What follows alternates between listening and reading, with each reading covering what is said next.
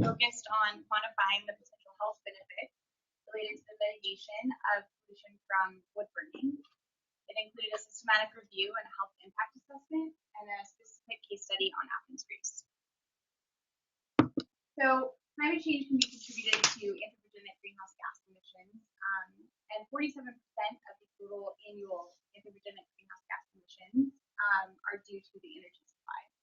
Wood is burned for cooking and heating in many urban and rural areas, and it's not limited to just developing nations.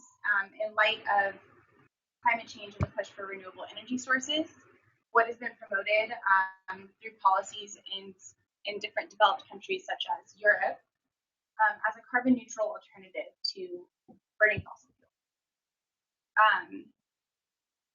There are many concerns with this in terms of the delay in carbon uptake when planting trees, also degradation to forests, and the other emissions that, the other pollutants that are emitted when wood is burned. When wood's burned, it emits smoke that is made up of different gases. It also emits particulate matter, which are particles defined by their size. So PM10, for example, are particles that have a diameter size 10 microns or less, and PM2.5 is diameter 2.5 microns or less. A component of particulate matter is black carbon, which is a contributor to climate change because it absorbs heat in the atmosphere. It also, reducing black carbon can also have a cooling effect, contributing to near and long-term climate change mitigation. There is a well-known established relationship between indoor air pollution and wood burning that has been studied in depth, but there is also outdoor air pollution that impacts the entire population, whether they are burning wood for energy or not. Particulate matter impacts health in long-term and short-term. So particulate matter has the ability to penetrate deep within the lungs once inhaled and can lead to excessive deaths on both the short-term and long-term. Chronic exposure to PM concentrations can aggravate cardiovascular and respiratory diseases, as well as cause lung cancer. A global burden of disease study found that ambient PM 2.5 ranked 5th as a mortality factor, corresponding to 4.2 million deaths, which is the cause for 7.6 of the total global deaths in 2015 alone.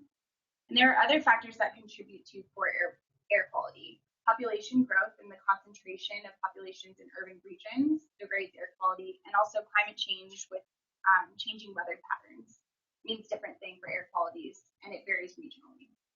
There's also been found an inequity in impacts of air pollution to health. So certain vulnerable and susceptible populations have a heavier burden of health impacts.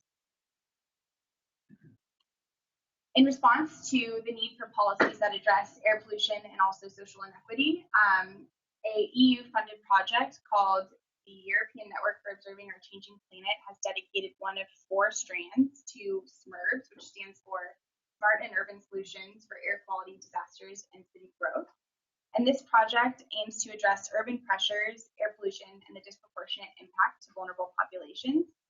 And its main goal is to enable informed decision-making and sustainable growth in certain European cities. My capstone project serves as background research for the SMURBs project with a specific case study on Athens, Greece, and is supposed to provide evidence and lay the framework for future research. Additionally, I am presenting my findings at the Athens Institute for Education and Research Public Health Conference after graduation to reach out to local health experts and decision makers. So why Greece? Athens is a specific city called out in the SMURBs project, but it also is experiencing many different issues that correspond to poor air quality, social inequity, and issues developing resilience in terms of future climate change impacts. So Athens is the capital of Greece, and it is still feeling the impacts from the 2008 global financial crisis, which resulted in bankruptcy, tough austerity measures, and mass unemployment. Currently, the unemployment rate is 23%, and around half of that is within the younger age group. Also, it has had negative economic growth over the past couple of years, finally breaking even to 0% growth in 2016. Around 80% of their GDP is from the tourism and service industry. Athens' mild and temperate climate makes it a popular destination for tourism, but it also experiences cold and wet winters. And because of the financial crisis, the price of oil and other liquid fuels has spiked. So people are turning to using fireplaces that used to be used for recreational purposes and are now using it out of need for heat.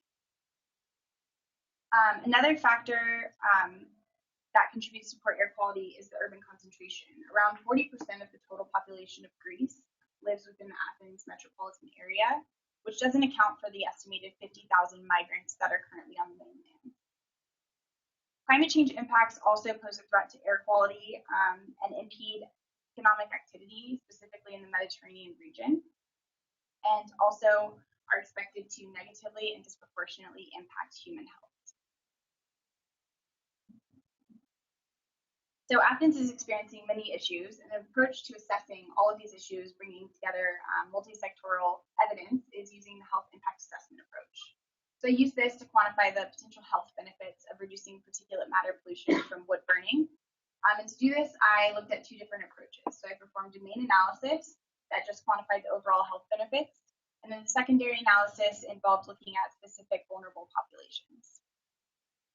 For the first analysis, I looked at existing literature to perform the calculations, and it involved finding out the amount of PM exposure that intervention policies or strategies limiting emissions from wood burning stoves could produce, and compared it to the current particulate matter exposure in Athens.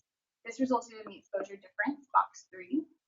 And then I took the exposure response function from recent literature within Athens, which represents the relationship between the amount of exposure and the resulting changes in health outcome. Using that, I was able to calculate the relative risk exposure difference, which represents the increase in response in relation to an increase in particulate matter pollution. And using this, I was able to calculate a quantified prevented health outcome. So the first step was finding the information for box 1. And to do this, I performed a systematic literature review using the Web of Science database. This resulted in around 7,000 studies, but after screening for titles and abstracts reading full text, 9 satisfied the inclusion criteria. They're shown on this map with Athens for reference. Each icon represents an intervention strategy put in place, and the green shows successful interventions, meaning that they were able to reduce ambient or outdoor PM levels. And then red were unsuccessful interventions, meaning there was no change or negative. It got worse. The PM got worse after the intervention was put in place. So some places put in just one intervention strategy, while, for example, Christchurch, New Zealand put in 3 different strategies at the same time to address this issue. And the most popular intervention strategy by far was the wood stove change-out or replacement program. So the 3 that didn't yield any reduction in PM levels were not included for the data analysis because the goal was to hypothesize an effective intervention strategy that could be put in place within Athens. So in order to pull the data together of the remaining 6 studies and come up with a central estimate to use in the calculations, a meta-analysis approach was used. And the diamond at the bottom represents the pooled estimate. So 23% of reduction could be attributed to intervention policies. So using that information for box 1, it's the central estimate, the pooled result in PM reduction from intervention strategies, and then current study looking at PM levels and the exposure response function within Athens. I was able to calculate that 0.44 deaths were able to be prevented. And this is a low estimate because it's only looking at non-accidental mortality, average daily non-accidental mortality. And if you think about it in terms of wintertime air pollution, for 100 days of winter, 44 deaths would be prevented. Second analysis looked at a hypothetical reduction in PM exposure ranging from 0 to 30% and specific data within Athens to look at different impacts to vulnerable populations. So the main change for this secondary analysis was the exposure response function, which explains the differential benefit for the the same PM reduction between the lower socioeconomic status group and the higher socioeconomic status group. And this is different because of different social factors. So lower socioeconomic group being more exposed to or having less access to healthcare, having lower income, things like that.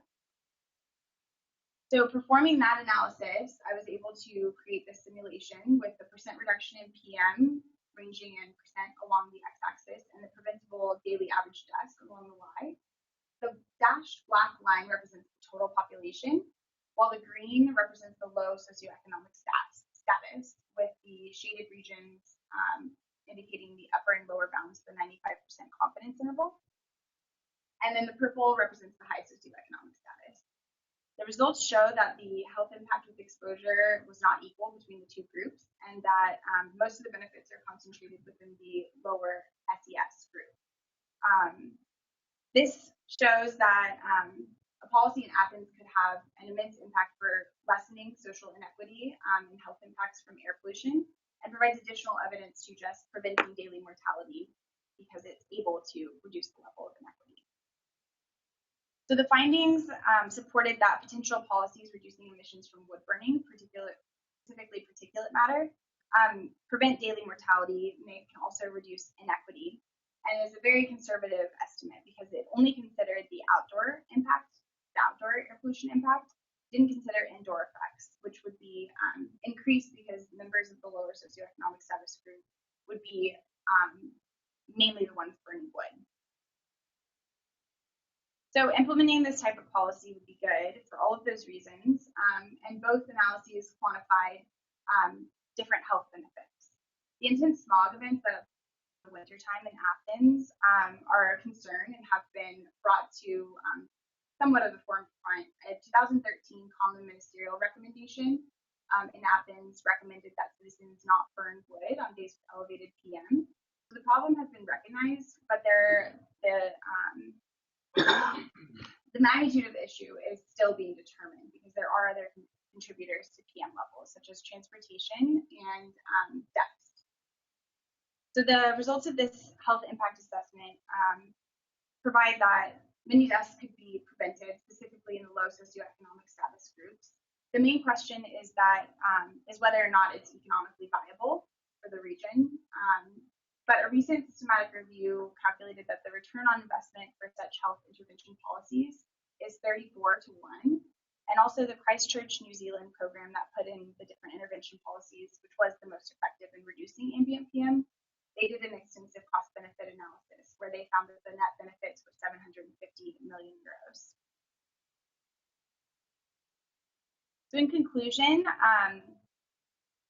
the health was a very effective way to quantify health benefits and bring information in to give to policymakers, in that policies could cause human health benefits by preventing mortality, which I mentioned was a conservative estimate, and also reducing social inequity. They show the potential to be very cost beneficial and lay the framework for future calculations to be done based on economic viability. And they also aid in sustainable development in the region, reducing pollutants that contribute to climate change, but also improving local air quality and environmental quality, which make the region more resilient in terms of impacts of climate change and urban pressure, with an emphasis on social justice. So I wanted to thank my Capstone Advisory Committee. Karim Marnia is here somewhere over there. He's been my main advisor. Vangelis Gerasopoulos, who is here remotely, as well as Lynn and Ellie, provided guidance, and then my CSP cohort. Are there any questions?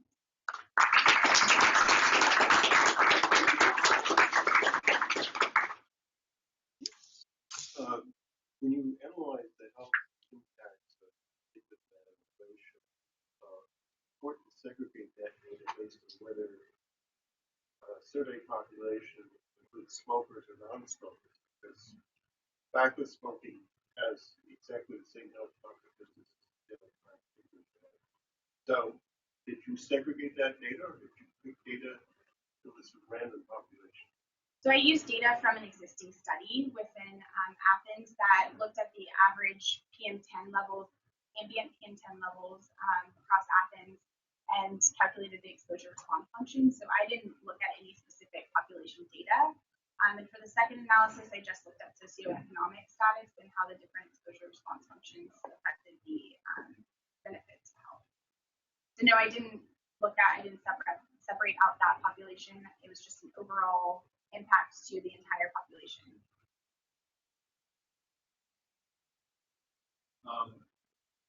What alternatives do people who burn wood have? So a fuel switch using natural gas is kind of the main way, especially in Greece where fireplaces are used. So wood stove intervention where the stove is replaced isn't really viable there. So there's education campaigns to help change fuel, and also banning on certain days was used, as well as enhanced enforcement. So in these lower socioeconomic places, they're hooked up to a natural gas pipeline system? I don't know if they are, but switching fuel type is an alternative. I wasn't able to go there and actually see what's being used and like what the infrastructure is like.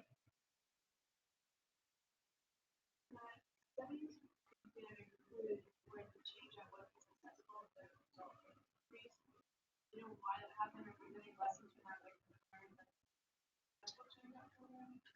yes, so those 3 studies, outdoor PM levels wasn't the primary pollutant of concern. So they didn't really do long-term measurements. It was usually indoor exposure that was assessed. And also they were in India, Mexico, and one in Tasmania, which a catalyst was used in wood stove to try to see if it affected PM levels. And it wasn't very long-term. Most of the most effective ones measured ambient PM on a long time scale, looking at winter times and how it varied. Very interesting. I keep noticing that map you showed with failed and successful experiences throughout the world. One question that came to my mind, especially India and Mexico, with failed experiences in using wood burning stove. To my knowledge, I mean, a lot of people in Mexico, what happens is that a lot of people reject leaving in wood burning inside the house, especially if they have thatched roof, thatched palm roof, which are so common in the tropics, because by burning wood inside, they get rid of a large array of disease vectors, like triatomine bugs that spread Chagas disease, like insect-eating bats that spread histoplasmosis, and even insects. Even mosquitoes. So there's like a trade-off there. If you eliminate smoke in the house, indeed, lung diseases improve a lot, but other diseases just explode. And there's a certain wisdom to people in being reluctant to go into the change before they evaluate the problem. And I never read that specifically, but I know that in Mexico, there was like a lower rate of people adopting the intervention method, so it was voluntary, I believe. So they went around and asked, and there was a relatively low agreement from members of the community. So that could be a big reason why, even though it wasn't mentioned. But that's really interesting. What is the stove switch out? So it's where you change out an old wood burning stove with a newer one that emits less and is more efficient in terms of burning wood. So usually it's small communities like Libby, Montana, for example. There was a fund that provided new stoves for members of the community with children. So it's just where they go in and they change. Does that take particulates out of the smoke, or what does that do? Just get rid of NOx and stuff? Well, I know that it has more strict emissions limits, so I don't know exactly all of the details about it, but I believe that it would just emit less particulates and pollutants. And our last question is from Evangelos. Okay. Hi, Jen. Thank you very much for the presentation. My question has to do with one of your findings about the misbalance between the high and low socioeconomic status impacts that we have found from the wood burning.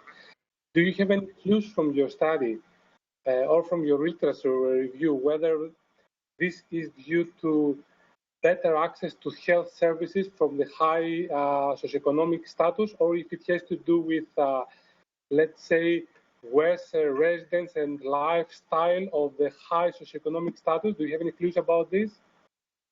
I didn't look at anything like that specifically, but I know that the study from which I pulled the exposure response function looked at income level and housing type, access to education, I believe. So different things like that. I don't know, nothing was mentioned about the high socioeconomic status group, but I know it's different between different cities, it varies regionally. So I'm not quite sure. Great, thanks, Jen.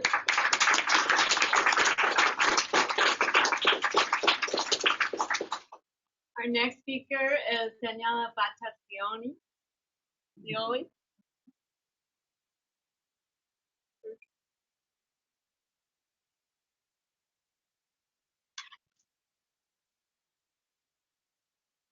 Say it correctly for the record. Just wanted to try to.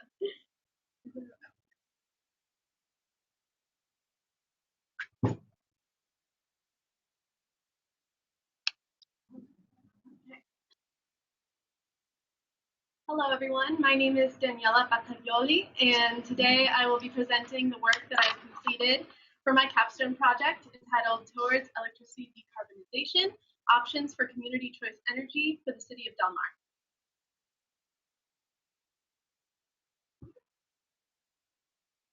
For decades now, we've known that humans are negatively impacting the global climate through the greenhouse gas emissions from fossil fuel burning. Sorry. But an impasse has been reached. If mankind continues to burn fossil fuels, we ultimately threaten our long-term prosperity. So change is needed. Decarbonization, or reducing greenhouse gas emissions from a process, requires moving away from conventional fossil fuels towards renewable resources. One way to decarbonize the economy is to tackle the use of fossil fuels in electricity generation. California has mandated a renewable portfolio standard that requires 50% of the state's energy to come from renewable resources by 2030.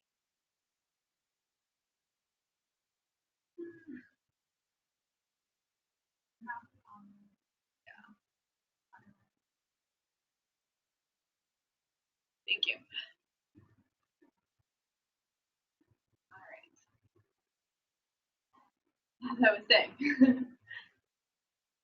While this is a step in the right direction, the standard does not align the climate action goals of certain cities like Del Mar. The city of Del Mar is just a small jurisdiction north of where we are today with about 6,000 residents. And as of last year, it adopted a climate action goal to strive for 100% renewable energy by 2035. Currently, there is only one electricity provider in the Del Mar area, the local investor-owned utility, San Diego Gas and Electric, or SDG&E. But SDG&E is not currently planning on providing 100% renewable energy by 2035. And another issue facing residents in the SDG&E service territory is high electricity rates. SDG&E charges some of the highest rates across the nation, and rates have and will most likely continue to increase with time. So ultimately, cities like Del Mar should look for an alternative that can offer more choice, substantially decarbonize the grid, and lower or meet SDG&E's rates. Community Choice Energy, or CCE, might be that alternative. CCE is a program that allows cities, counties, or joint powers to pool their electricity demand in order to purchase power directly from suppliers. The incumbent utility remains responsible for distributing the electricity, line maintenance, and billing. And as part of this program, customers are automatically opted in, but have the choice to opt out. Ultimately, customers don't have to worry about changes in their billing, service, or reliability. Now, over the last 7 years, CCE has grown in California. There are currently 9 operational CCE programs serving over 3.3 million people. This number is expected to grow to 17.6 million by 2020. And despite the boom of CCE programs in California, they're still new, and the evidence of program performance is limited, spanning only a few years in most cases. However, the information available can still illuminate the benefits as well as risks of CCE. Given Del Mar's interest in finding a viable alternative to SDG&E in hopes of reaching their climate action goals, there was a need for the compilation and synthesis of data about benefits and risks of CCE, as well as options for the city moving forward. The goal of this project was to provide the members of the Del Mar Sustainability Advisory Board, as well as the Del Mar City Council, objective information in the form of a policy brief to form their opinions on CCE. And this project was quite timely, as the City Council had scheduled a vote to allocate funding for a CCE technical study on June 5th, just this past Monday. So my work was to be distributed to the City Council members and presented at their meeting in the aid of making this decision.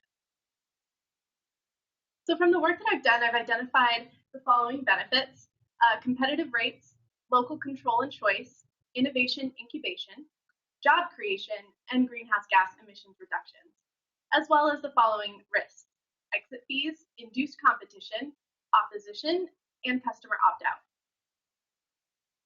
I'll begin by presenting some of the facts about CCE's ability to maintain competitive rates. CCE programs usually offer two options for their customers: a base option and a 100% renewable option. The base option consists of about 35 to 75% renewable energy, but is determined by each program individually. And a CCE program's goal is to keep the base rates at or below the incumbent utilities rates. Currently, CCE's base options are offered at about 1/4 to 2.25% lower prices than the utility standard offering, whereas the 100% renewable options are offered at 2 to 14% premiums. However, if you consider the amount of renewable energy you're getting through a CCE, it's consistently offering you more renewables at a lower price and making it a more efficient way to get renewables onto the grid. Marin Clean Energy, or MCE, is the oldest program in the state and has been able to offer lower base rates about 70% of the time. And that's what this historic rate comparison is showing. It's from 2012 to 2017, and it shows MCE's base option, which is light green, and their deep green option, which is 100% renewables, compared to their local utility, Pacific Gas and Electric's rates throughout time. So CCEs can also give communities more control and insight into where their energy is coming from. They have been instrumental in advancing the plans and objectives of communities, giving customers a choice, and promoting community engagement. CCEs are also incubators for innovation. Existing programs have invested their revenue into building large-scale local renewable energy facilities. They have also invested in helping the community adopt rooftop solar panels and have started programs to incentivize energy efficiency. So overall, CCEs can accelerate the future of clean energy through their investments. CCEs can boost the local economy. Both short-term and permanent jobs can be created from renewable energy projects construction, operation, and maintenance. And Marin Clean Energy has reports supporting about 3,000 California jobs. So greenhouse gas emissions are cut when CCE programs specifically choose to support new renewable energy generation and buy renewables that are produced within the state. Within the last 12 months, the combined efforts of established CCEs have resulted in a total emissions reduction of 600,000 metric tons of CO2. With the current California pricing, carbon pricing, this results in $7.5 million saved. And based on the expected CCE growth over time, it is determined that CCE programs can help exceed the state's renewable portfolio standard by 4 percentage points, bringing the state's power mix up to 37% renewables by 2020. So community choice programs also have risks. All of these threaten the CCE's ability to maintain competitive rates. Changes in exit fees pose a large risk to CCE programs. Exit fees are added to CCE customers' bills to shelter those who remain with the incumbent utility from having to pay more because of CCE customers' departure. If set too high, CCEs can't compete. And if set too low, the remaining utility customers will pay more than their fair share. And these customers might not have the choice to be in a CCE program. So over the last 3 years, this fee has increased over 200%, making it harder for CCEs to compete. And the state's major investor-owned utilities have actually recently proposed a change in the way that this fee would be calculated. The proposal was sent to the California Public Utilities Commission, the regulating body that sets exit fees. And CCEs are currently analyzing the proposal to determine how this change would affect them. Overall, there is great uncertainty about how exit fees will change in the future. Introducing competition within the electricity market also puts pressure on the incumbent utility. But as the utilities respond to the pressure by renegotiating old energy contracts or purchasing new energy contracts, the margin between the two competitors' rates will narrow. And keeping rates low will be a long-term challenge in a competitive market. Another risk to CCE is opposition. Since the first CCEs tried to launch in California, there has been a history of opposition from the investor-owned utilities. Sempra Services Corp, SDG&E's lobbying arm, which was approved in April, may pose a threat to CCEs in this area. CCE programs are likely to benefit from launching strong outreach initiatives to educate community members. High opt-out rates can also quickly deteriorate financial stability within a CCE program. Simply, less people in a program means less revenue and more financial risk. And existing CCEs have operated successfully with opt-out rates from about 5 to 18%. But they also suggest strengthening community engagement to prevent opt-out. So 2 options for launching a community choice energy program were identified for Del Mar. The first involves the formation of a Joint Powers Authority, or JPA, and the second would be to potentially join Solana Beach's CCE in the future. So since Del Mar is already a member of JPAs for other local programs, such as wastewater and river conservation, the JPA is a familiar governance structure. If Del Mar forms a JPA with the other coastal North County cities of Encinitas, Carlsbad, and Oceanside, there would be a large enough customer base, even when accounting for customer opt-out. And this large customer base would improve the CCE's stability, and since a JPA would represent the interests of the participating communities, control over the CCE decisions and investments remains local, locking the benefits of this program within the community. There's also security in investments through a JPA because of the legal firewalls created to protect the jurisdiction's assets. Most of the CCEs in the state use a JPA approach, so there is experience to learn from. And through the last few years, established CCEs in California that use the JPA approach have demonstrated financial growth and security. The downside of a JPA approach is that it can be time-consuming.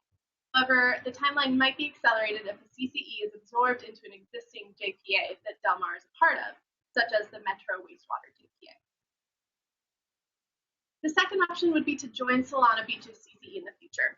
Solana Beach is pursuing a fully outsourced approach to CCE, where companies are hired to run the program in its entirety, while control of major decisions remains in the hands of the City Council.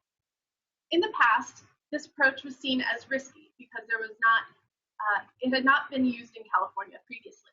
However, after refinement to the fully outsourced business model, this way is becoming more and more appealing to smaller jurisdictions. The Redwood Coast Energy Authority, a new CCE in Northern California, has recently launched using this method. But because of the lack of case studies, there is still considerable uncertainty surrounding this approach. Fully outsourcing the CCE may be a faster way to launch. For Solana Beach, the idea of starting a CCE has been circulating since 2011, but given the lack of interest by other cities at the time of launching a multi-jurisdictional CCE, Solana Beach wanted to move forward alone to show that the region, that the benefits of a CCE program can exist.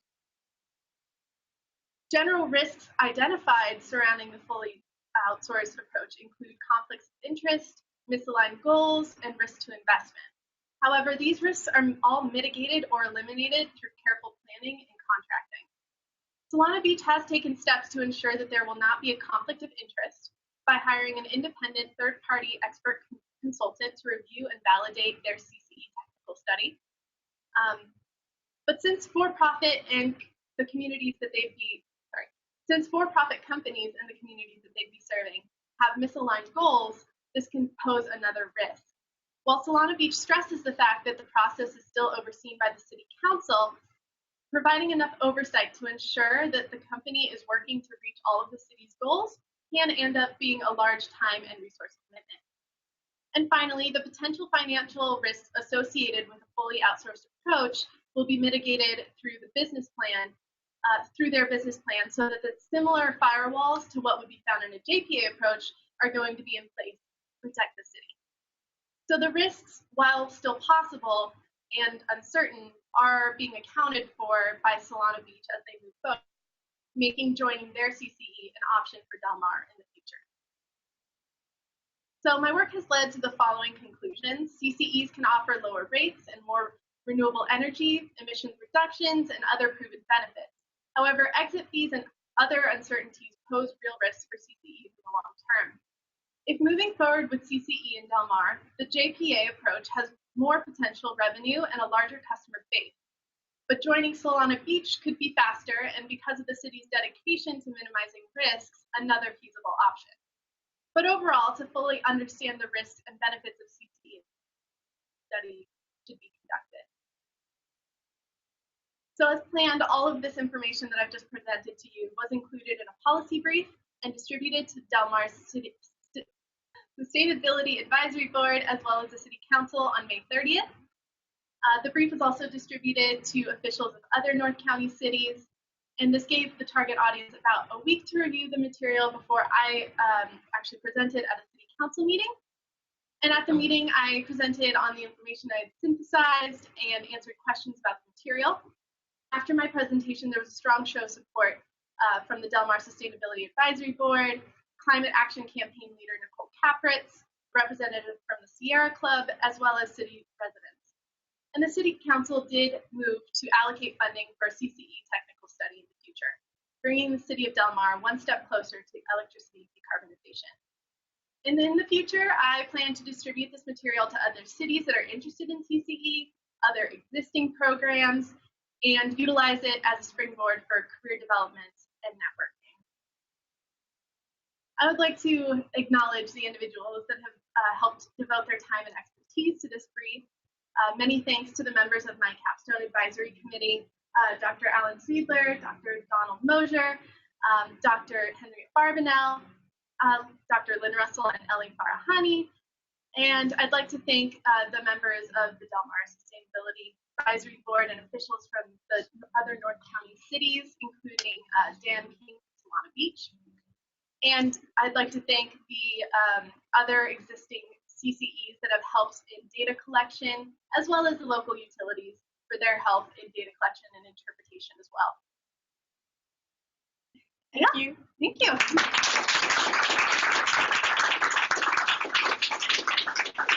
So questions for Daniela? What determines your base on top? That's already has 35%. So the base option is always going to offer more renewables than what the utility offers, at least by 1%. That's kind of their baseline, and then they work with their business plan and their the options they have in procuring energy to determine how much they can get while still being able to offer low rates. There. How come the costs are so close together? If you're doing sustainable energy, you're not buying oil, gas, whatever to drive your generation, right? You've got solar, hydroelectric, wind, and so on. Shouldn't those costs be less than when you have to be buying gas or oil to generate the energy all the time? So just going back to the first part of your question, which costs are close together?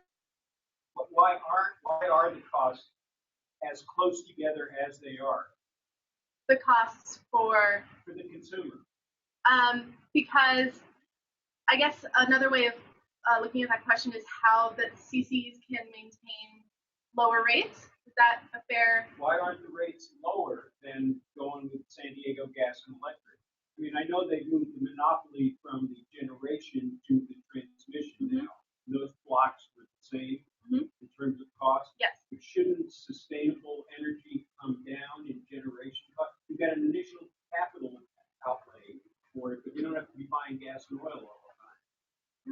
And the cost of renewable energy has dropped recently and is predicted to continue to drop. It's still more expensive than traditional conventional fuels in a lot of cases.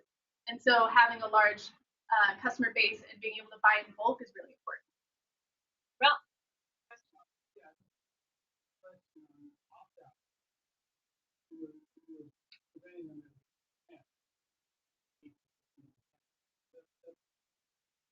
I'm sorry, it was opt-out rates. So how, right, so the percentage of the population that could be served that decides to, instead of stay in the CCE program, to then opt out and get their services from the local utility as before.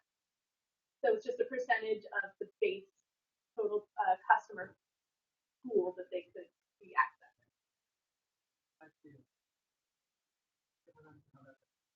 There's exit fees and there's opt-out rates. And I think maybe there's a little bit of a, yeah, absolutely. great, thank you. Our next speaker is Angela Rabe.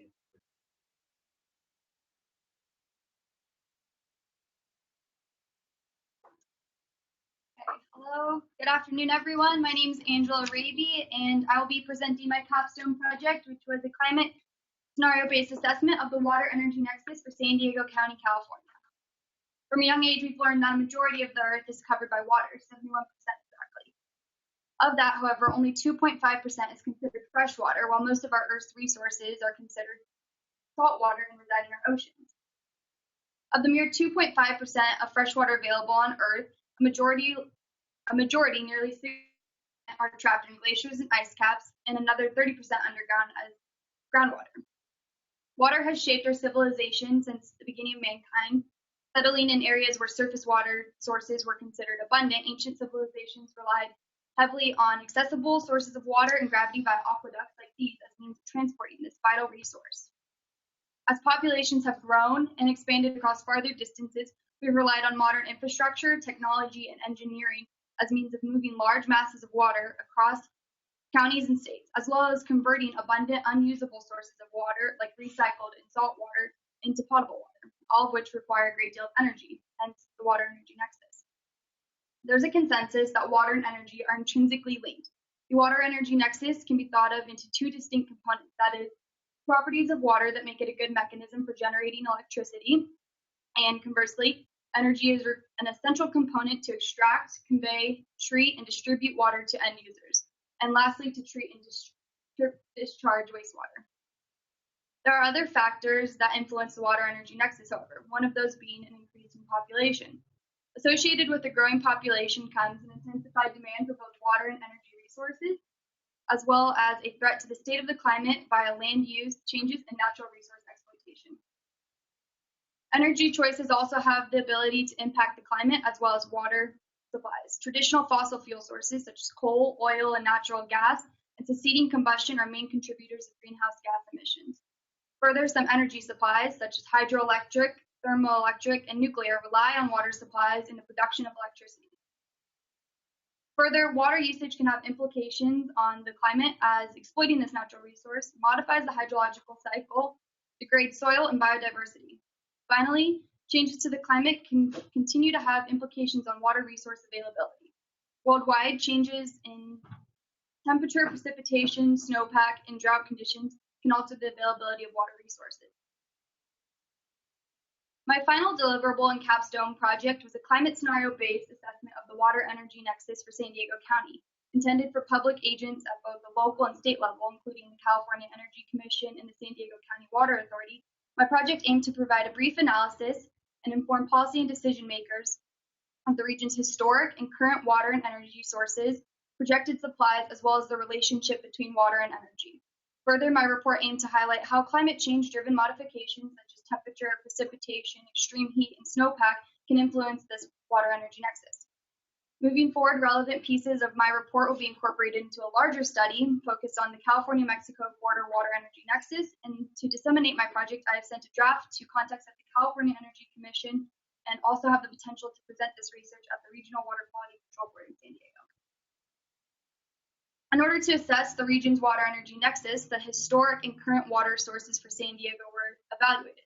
San Diego County Water Authority was established in 1944 and acts as San Diego's wholesale water agency, comprised of 24-member agency. The Water Authority serves 3.3 million people within the county. The Water Authority has historically relied heavily on imported water from the State Water Project and Colorado River aqueducts by means of the Metropolitan Water District for water supplies, such that just a quarter of a century ago, in 1991, the San Diego County Water Authority was 95% reliant on imported water from the Metropolitan Water District of Southern California. Since then, however, the Water Authority, in efforts to become less vulnerable to shortages from MWD, has pursued diversifying local water supplies, which include surface water, desalination, recycled water, and groundwater. San Diego County Water Authority is now only 53.3% reliant on imported water and has a diverse array of water supplies unique to this region. When looking at the region's water consumption in the last 10 years, we see a decreasing trend in acre feet on the y-axis for both total and urban usage. Compared to the annual total urban usage of 2007, consumption in 2016 has decreased 34.8%. This decreased water usage can be attributed to various factors, which include conservation, technological advancements, and efficiency measurements. On April 1st, 2015, Governor Brown issued a series of executive orders, which included a mandatory 25% statewide reduction of potable urban water usage between June of 2015 and February of 2016. Decreased consumption of water in San Diego is largely influenced by drought conditions, which were observed between December of 2006 and December of 2009, and again, the most recent drought, in which abnormally dry to extreme drought conditions were experienced in San Diego, according to the U.S. Drought Monitor. When looking at San Diego's water consumption by sector, the largest consumer of water in the region is by far residents, consuming nearly 62.6% of the total water usage in the year 2015. Moving forward, San Diego's historic and current energy supplies were also assessed. San Diego Gas and Electric, SDG&E, acts as the primary electricity provider for residents within the county. SDG&E was the first utility in California to commit to delivering 33% renewable energy by the year 2020. And as of 2015, 35% of SDG&E's power content was considered renewable energy. SDG&E's energy resource mix will continuously pursue renewable energy in order to meet California's stringent greenhouse gas and climate change mitigation efforts. For the year 2020, SDG&E has a contract to reach 45% renewable energy. Commercial buildings and residents represent the largest consumers of electricity for San Diego County, using 45.4% and 36.7% of total electricity, respectively, for the year 2015. Total electricity consumption in 2015 compared to 1990 has increased nearly 37% for SDG&E users. Another critical component to take into consideration when assessing San Diego's water energy nexus is the energy intensity of San Diego's water sources. Energy intensity refers to the total amount of energy, often reported in kilowatts, required for the use of a given amount of water based on its specific location, source, or type, often reported in acre feet. It is also referred to as embedded energy or the energy inputs of water. This graph displays the respective energy intensity in kilowatts acre feet on the y-axis for the various water supplies in San Diego. It was determined desalination was the most energy-intensive water source for San Diego, followed by imported water from the State Water Project, followed by the Colorado River Aqueduct, recycled water, groundwater, and finally local surface water and conservation being the least energy-intensive. Further, San Diego is expected to experience quite a bit of growth. According to the Series 13 regional forecast from SANDAG, by 2050, the county of San Diego is anticipated to grow in total population by 29%. This growing and expanding population will require the Water Authority to seek out additional sources of water while keeping in mind the previously mentioned energy intensity will be imperative. In order to assess changes in temperature, precipitation, extreme heat, and snowpack, the climate model and data visualization tool, CalAdapt, by the California Energy Commission and UC Berkeley Geospatial Innovation Facility was utilized. CalAdapt has 10 of the 32 credible global circulation models available as inputs, and 2 of the 4 global or climate scenario variables also available. These climate scenarios are referred to as representative concentration pathways, or RCPs. The Two RCPs utilized in this report, RCP 4.5 and 8.5, are considered trajectories of concentrations for greenhouse gases and pollutants resulting from human activities. RCP values indicate a radiative forcing in watts per meter squared from 2.6 to 8.5 by the end of 2100. Radiative forcing refers to the net change, often additional energy taken up by the Earth's energy balance due to some imposed perturbation, such as a climate pollutant. Radiative forcing is determined by the positive forcing from greenhouse gases and negative forcing, such as aerosols. However, prevailing factors influencing the radiative forcing is the presence and repercussions of carbon dioxide. Quickly, just to shed light on these RCPs, they are characterized in the following way. RCP 4.5 is characterized by stabilization without overshooting of 4.5 watts per meter squared by the year 2100, which is equivalent to 650 parts per million of carbon dioxide, a low to medium level of greenhouse gas mitigation, medium air pollution, and finally future emissions of reductions of climate policies. Conversely, RCP 8.5, or often referred to as business as usual, is characterized by a rising radiative forcing pathway leading to 8.5 watts per meter squared by the year 2100, which is equivalent to 1,370 parts per million of carbon dioxide. This climate scenario has a high baseline for greenhouse gases, medium to high air pollution, no mitigation of fossil fuel or of climate pollutants, and a heavy reliance on fossil fuels in the future, and a final world population of 12 billion by the year 2100.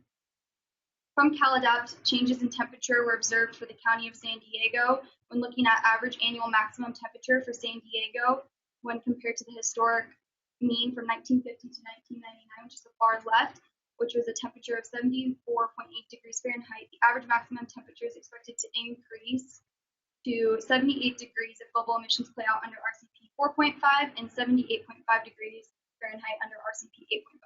The same was observed for the annual minimum temperature within San Diego County compared to the historic mean of 47.7 degrees Fahrenheit, which is expected to increase to 50.5 degrees under RCP 4.5 and 51.1 degrees under RCP 8.5.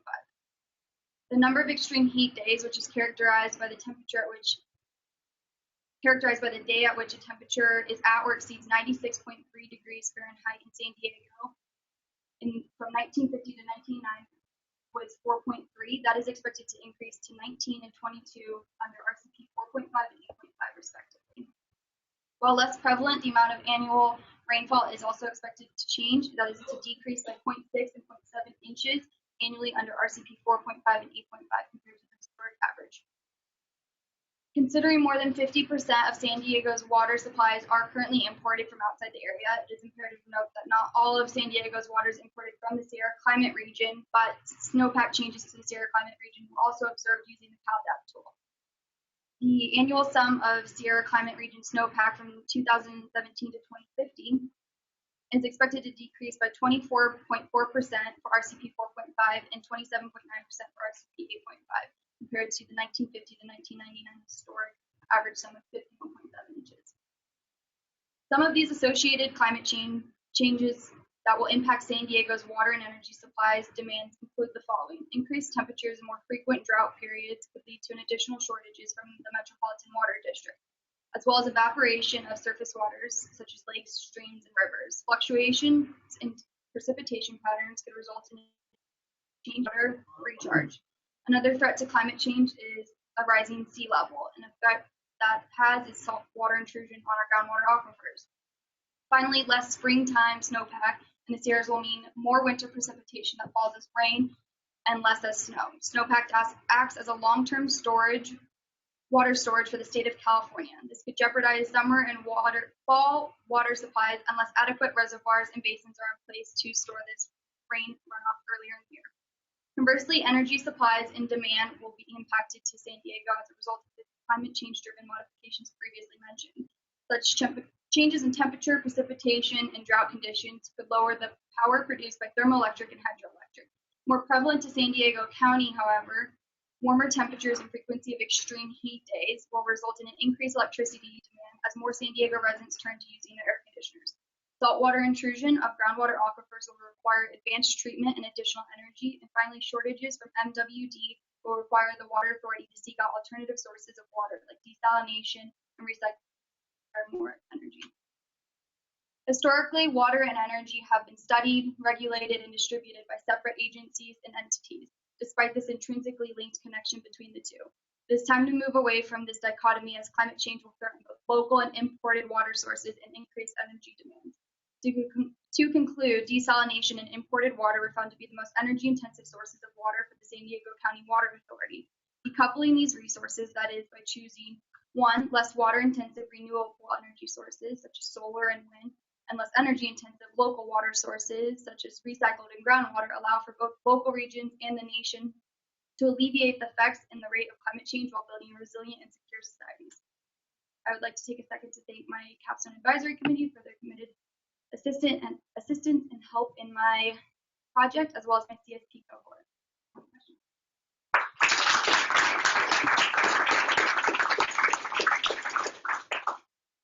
Larry.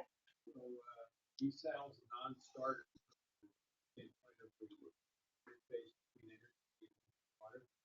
It was expected to be 4,000 kilowatts per acre feet, and in the data that I obtained from the water authority, it was 5,200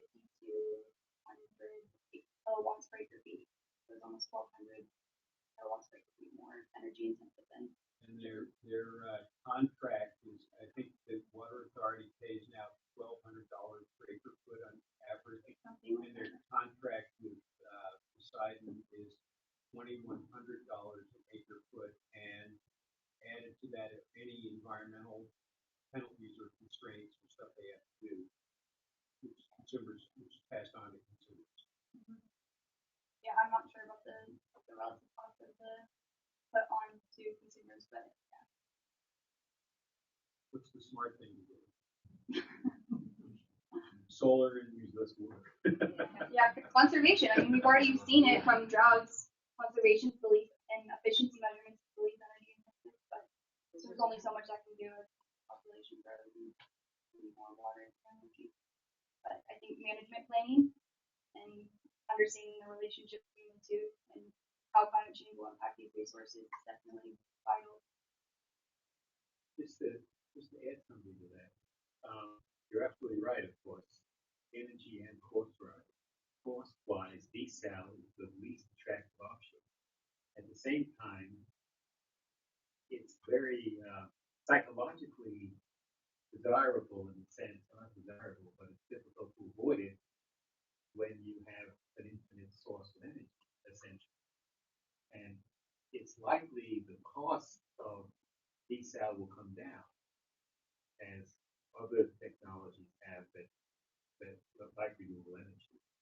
But still, if you think of it as an insurance policy, that's one way to look at it. But it certainly wouldn't be the way to go, just with business as usual. But in that sense, Angelica's right. It's conservation and using water. You saw how the water went down as the population went up. But there's only so much. You're still going to have some water. And so you look at it as an insurance policy, it has a little different approach. Yeah, the water rates have been average 15%. So when the Poseidon contract was signed years ago, the projection was that water from the desal plant was cheaper than imported water in 7 to 8 years. It's a 30-year contract. So they convinced everybody to support it by saying after that period, you're getting a bargain by using desal. Any other questions for Angela? Yeah. I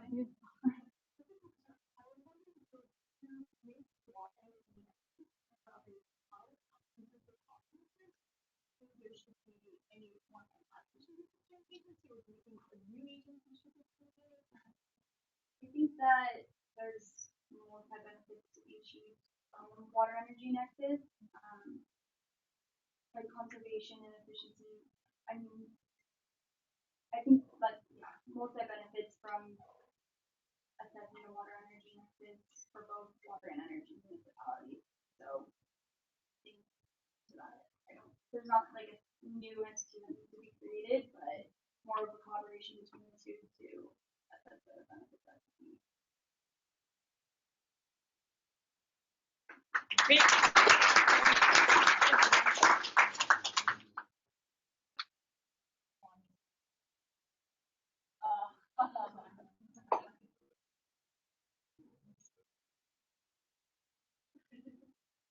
our final speaker for today is Amy Knight.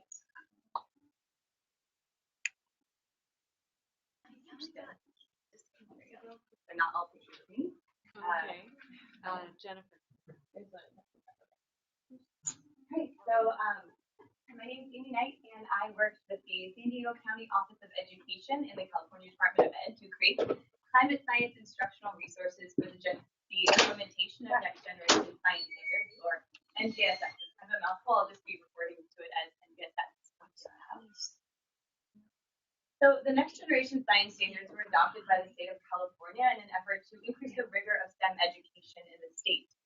So what these standards do is it really changes the focus of student learning from rote memorization of deep content. Content knowledge is still important, but it really shifts the focus to scientific practices. What are students able to do? So in the document upon which the standards were based, by the end of 12th grade, this is the vision to all students. Economic status or ability, English language learners, they should develop some appreciation for the beauty and wonder of science, like probably many of us in the students have already done. They should also have the skills to enter careers of their choice, including but not limited to careers in STEM. So this is a really big goal to serve up. So how do we make sure that students appreciate things, and we want to incorporate beauty and wonderment, but at the same time, we don't want to lose that rigor. We really want to make sure that the students understand what they are learning and it's scientifically rigorous. So here's how we do that. The NGSS standards are unique in the fact that they have a three-dimensional approach.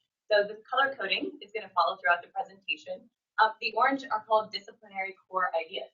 So again, instead of that long list of every single fact that students need to know, core ideas are centered around core philosophy. So one of the core ideas, for example, is global climate change. The reason those are in the standards is kind of the reason why I'm working with it. And also human influence on Earth systems, so exploring topics like sustainability. The next ones are scientific and engineering practices.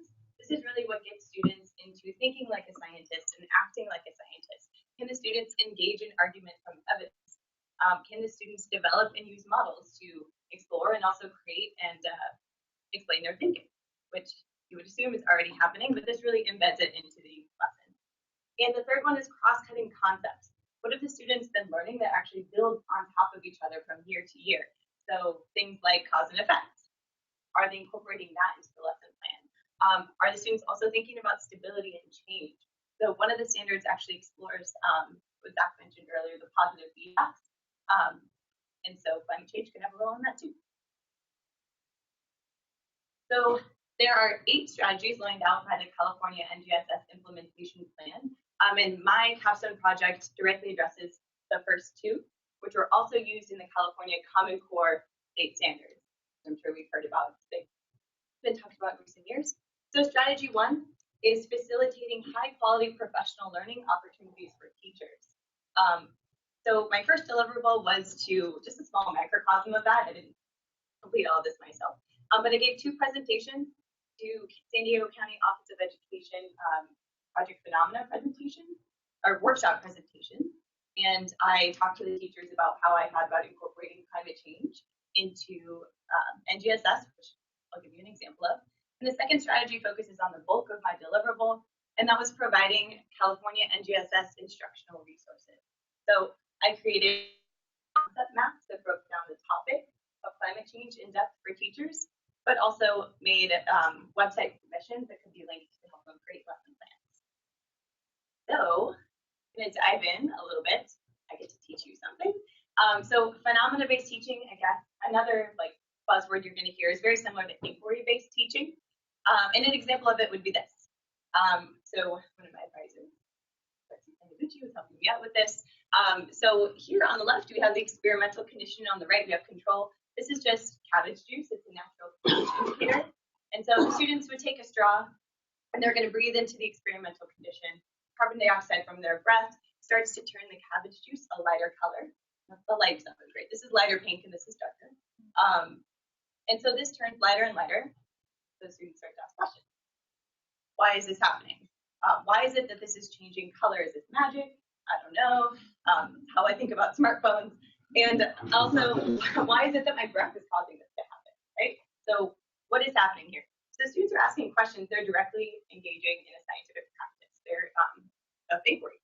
So the students learn throughout their lesson. The teacher shows them eventually that carbon dioxide and H2O actually combine together to form carbonic acid. And that can be extrapolated to the concept of ocean acidification, which is why I'm interested in this.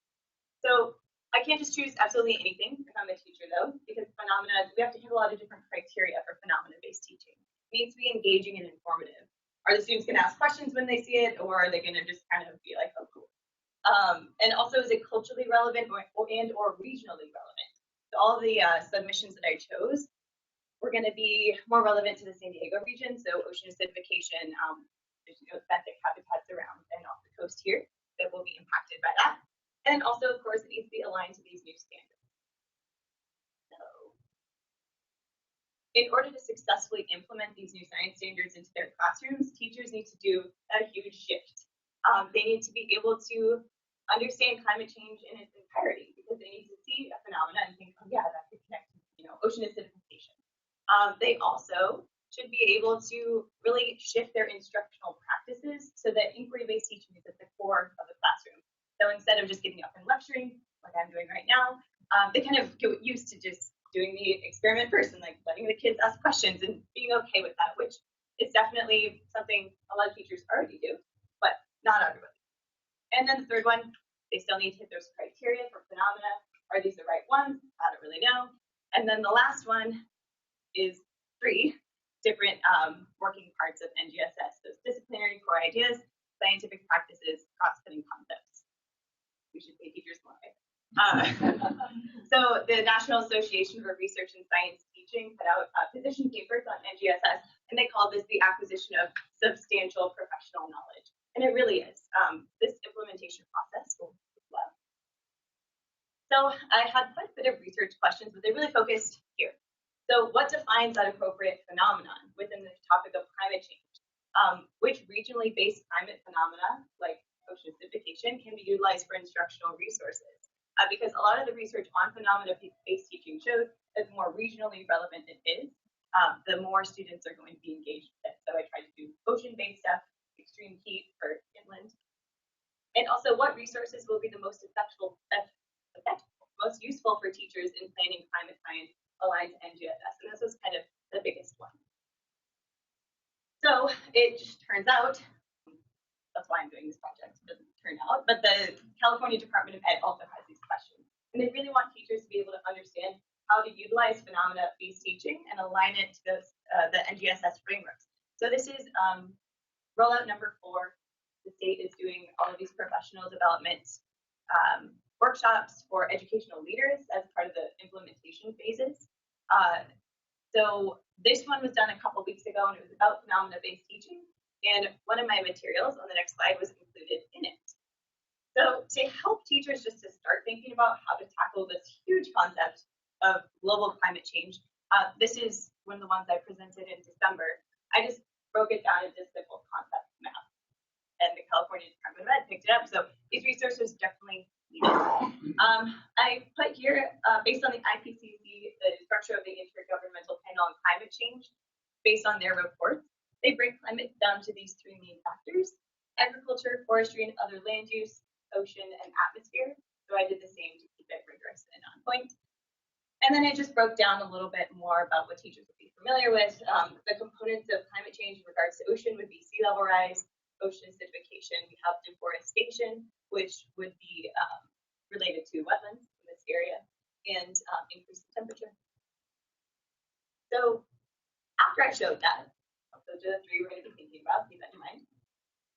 So after I showed this, one of the questions, I gave the teachers a survey. We had a pretty small sample size, only 29 responses here, but I asked them if they understood this. So I understand how climate change and phenomena-based teaching fit together in the context of the standards, and 75% of them said yes, kind of got it, ready to move forward. So I also asked a couple open-ended questions. What do you need? How are you going to, like, this is a huge task to take on. What would you need to feel comfortable doing climate change in your classroom so it doesn't get kind of pushed to the wayside? Data was the biggest thing. So data that students can take in an Excel sheet, or data that students, raw data that students could take and analyze themselves, and data teachers could understand too. That was the biggest one. There's about 8 of those. Background knowledge about climate science, which is why I made those big flow charts. There is a few studies in the literature about teachers having misconceptions about climate change, like ozone hole, greenhouse gases, kind of unsure. So that would need to be potentially tackled in the teacher. Website links, data, and a sequence lesson plan. So this hits on the second part of my deliverable, which I'm going to walk you through after I show you this. So this is the teacher survey. That was my first data. And then I also, this is just to prove that I have to read some stuff to peer-reviewed scientific journals, published works, and also the NGSS standards to really make sure that you're going through the framework correctly. So I do need to teach you 2 more things here. So my second project deliverable is going to be uploaded online into San Diego County Office of Ed. But remember here that this gold is anchoring phenomena, and then this purple is investigative phenomena. So there's 2 different levels of phenomena-based teaching. And anchoring phenomena is like a unit. It's a just larger idea that can't really be explained without knowing other things. So that would be something like climate change, but also sea level rise, even though sea level rise is a component of climate change. So if I asked a student to explain climate change to me, they just could not do it without knowing the greenhouse effect. Same with sea level rise. They couldn't accurately explain sea level rise without, knowing a little bit more about thermal expansion or land ice melt. So investigative phenomena are these smaller little bits and pieces that end up maybe being lessons, parts of lessons that students need to know. So, second one, also based off the IPCC and how they structure their information, they're also, not every climate science topic is the same. So we have the scientific underlying basis of a phenomena, like the carbonate chemistry that we saw for, didn't do the example, but for the cabbage pH lab. We also have impact. So what is ocean acidification? What does that impact look like on marine animals, or marine life and habitats in general? And then also adaptation and mitigation, how our fishery is going to cope with it. So this is all science related, but it's not all just climate science. It's very scaffolded. So it's going to be all put together. Prepare yourselves. Okay, so this is the ocean. So I took those 3 components of climate, broke them each down. So ocean was broken down further. And so in lavender, we have those investigative phenomena. We have anchoring phenomena. So teachers really understand how they could take a specific topic and incorporate it into their classroom. And then outlined, we have the climate science component. So I focus more on the green. Those were the scientific basis ones. I did a couple. I had a lot of fun with the ocean acidification impacts ones too. So we're going to focus on carbonate chemistry because that's what we started with. So these are all hyperlinked. So a teacher would click on this. Again, this is detailed. And this would pull up. So this is like a 3-page document. It's a Google Doc right now because that's the county office's interface. And first, the phenomena would show up. What is the phenomena? What questions might students ask? What's actually happening? Carbonate chemistry. Then it goes down.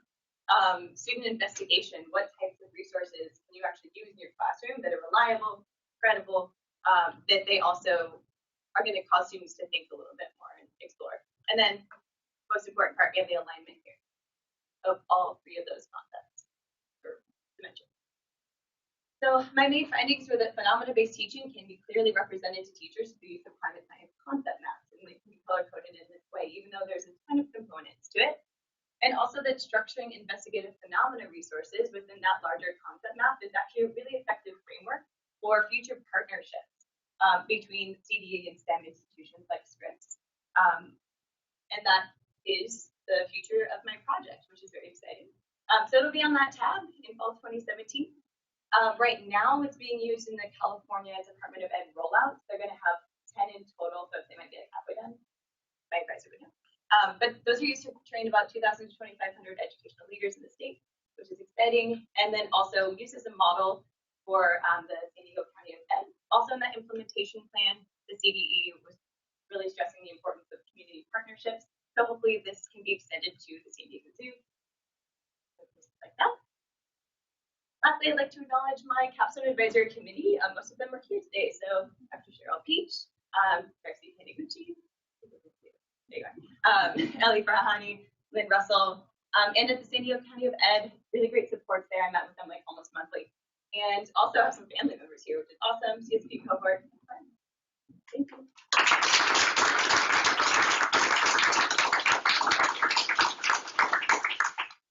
Question for Amy?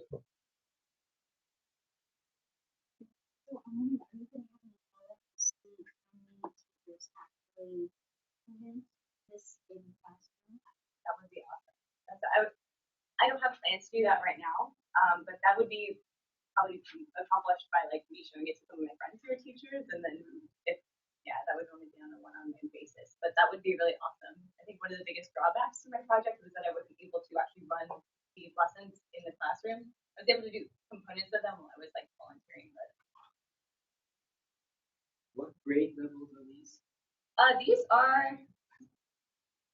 So this one would be. No, that's a really good point. I count them into middle school, and then on the bottom of the when you scroll up, they would also be high school because the standards only address 5th grade and up for global climate change and human impacts. That's a good question. I thought I would have to do it. Question for Lynn. Lynn, are all these going to be online? The reports will be. But not like this, all this information? The slides, we could add the slides. Figured that out, yeah. We'll work on that. On the to-do list for the new assistant director. Right. Other questions, Danielle? So other states have adopted NUSF, right? So do you have any plans of like trying to reach out and see if anybody else outside of California is interested in at least like knowing how you did this and so they can? No, that would be a really good idea though. There's about 19 other states, and a lot of because I think the framework for this is really important. No, I haven't yet. That would be a good idea for my kind of job. That was wonderful. I loved it. Oh, thank you. Really nice. I love the cabbage PhD. Yeah. That's lots of fun for kids. You know, I was thinking, sort of stimulating by your ideas. You put quicklime that you can buy in any Mexican market used to for tortillas. You dissolve it in water, you make lime water, and you blow in it, and it will immediately precipitate calcium, which is also a really nice, simple, cheap experiment for kids because it really shows the principles of CO2 and seawater. So that was wonderful. As a teacher, I loved what you did. Really nice. Okay, well, thanks again, Amy. And one big round of applause for all of this year's